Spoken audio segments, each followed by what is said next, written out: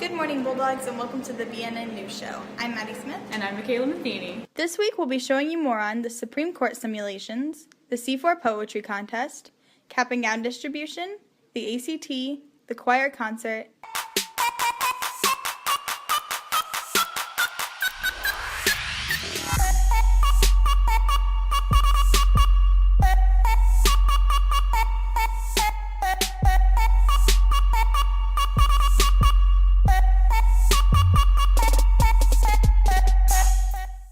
Watch this segment to learn more about cap and gown distribution for seniors. Seniors who ordered their caps and gowns back in November will be able to pick them up next Wednesday, April 29th.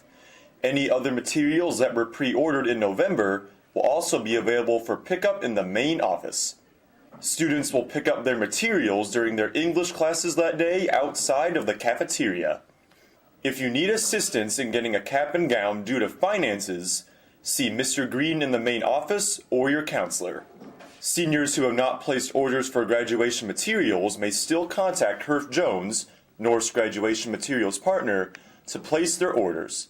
Contact this number to place your order. Graduation will take place on Saturday, June 6th at 1 p.m. This has been Ben Baker reporting for BNN. Watch this segment to see when the ACT test will be administered to all juniors. Attention all juniors. On Tuesday, April 28th, Columbus North will administer the ACT to the junior class. This will not include the written portion of the ACT.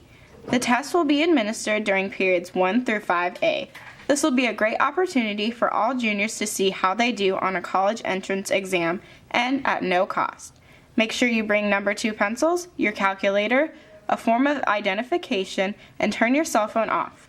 This has been Soraya Farmer reporting for BNN. Here's Keon Vadati with more on the C4 Poetry Contest. April is National Poetry Month, and in recognition of this, the C4 department is sponsoring a poetry contest. Any student enrolled in a C4 class is eligible to participate. Students may write a poem about their future, career, or current C4 class, or they may create a project inspired by a poem. Entries are due April 29th. Students who have winning entries will be awarded with prizes. See your C4 teacher for more information. This is Mikhail Madadi reporting for BNN. The choir's spring concert was this past Wednesday. Watch this segment to learn more. The annual spring concert was this past Wednesday. BNN talked to Madeline Sanders about what her favorite part was. I really like it's a break during the day. It definitely is. It's a really different type of class, and it's more fun, and they just focus on making sure everyone feels accepted, and I really like that. She also spoke about what the most challenging part for her was. I think it's just like learning certain parts of the songs.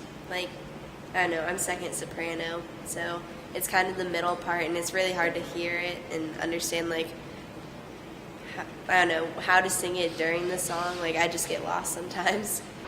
Joshua Thompson told BNN how often they practice and the most challenging part for him. We've been preparing for this event since the beginning of this year. The Debs Music Men have, I know that.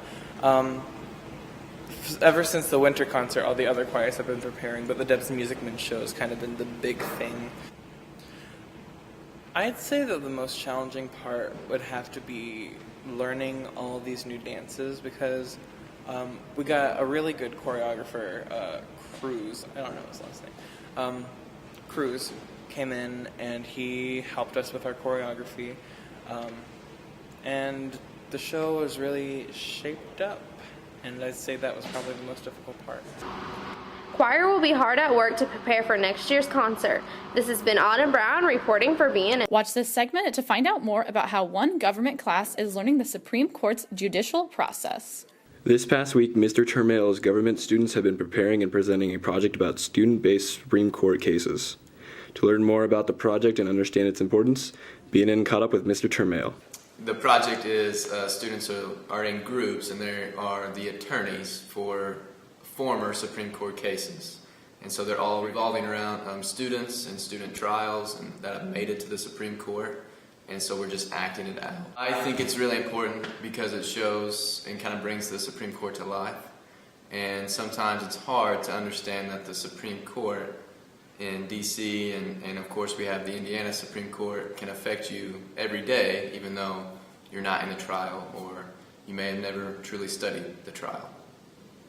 This has been Kobe Gray reporting for BNN.